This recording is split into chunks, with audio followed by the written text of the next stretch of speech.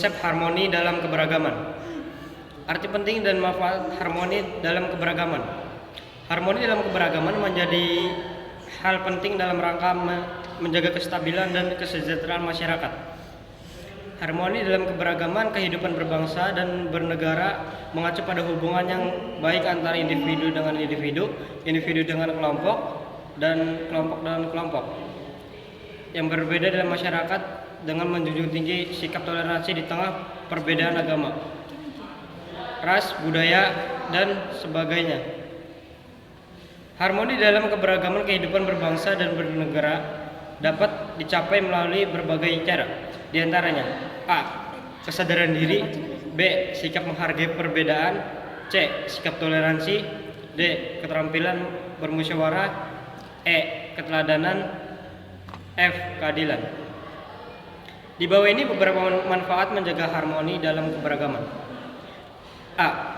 Memperkuat persatuan dan solidaritas.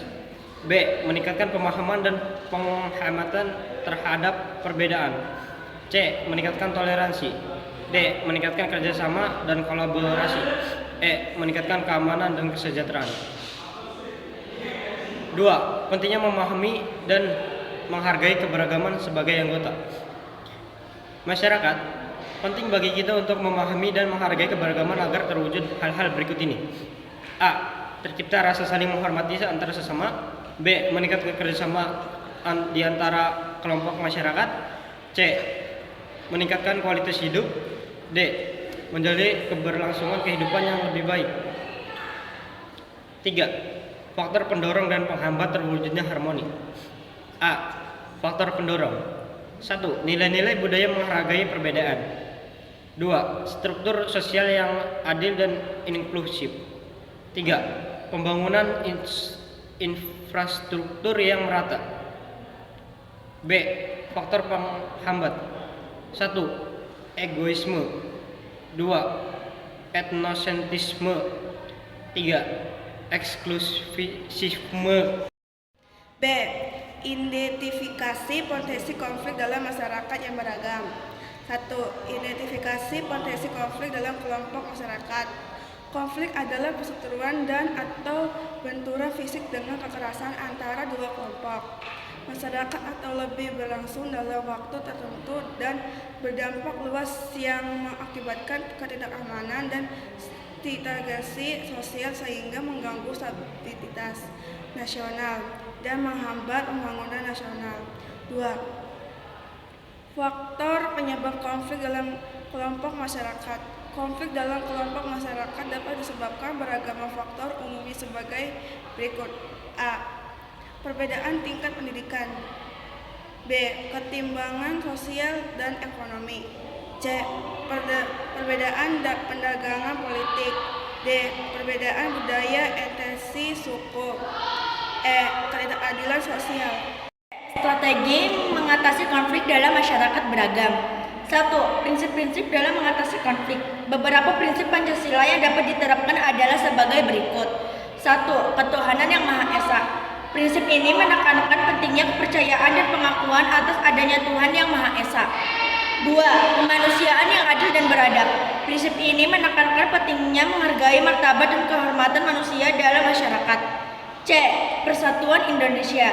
Prinsip ini menekankan keberadaan orang lain merupakan bagian dari kehidupan kita bersatu sehingga melihat perbedaan yang ada di dalam lingkungan hidupnya. 4. Kerakyatan yang dipimpin oleh hikmat kebijaksanaan dalam pemusyawaratan perwakilan.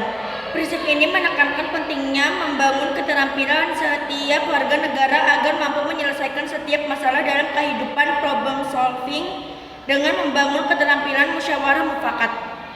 Pentingnya membangun kemenangan bersama sehingga keputusan bersama yang diambil harus mencerminkan keadilan sosial bagi seluruh rakyat Indonesia. 2. Metode-metode yang efektif dalam penyelesaian konflik. Berikut penjelasan mengenai ketiga metode penyelesaian konflik tersebut. A. Mediasi.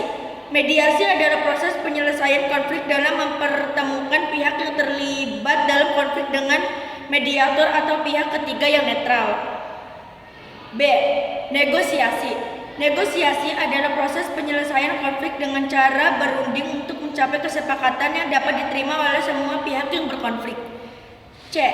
Arbitrase adalah proses penyelesaian konflik dengan cara menyerahkan penyelesaian konflik kepada pihak ketiga yang independen dan netral. D.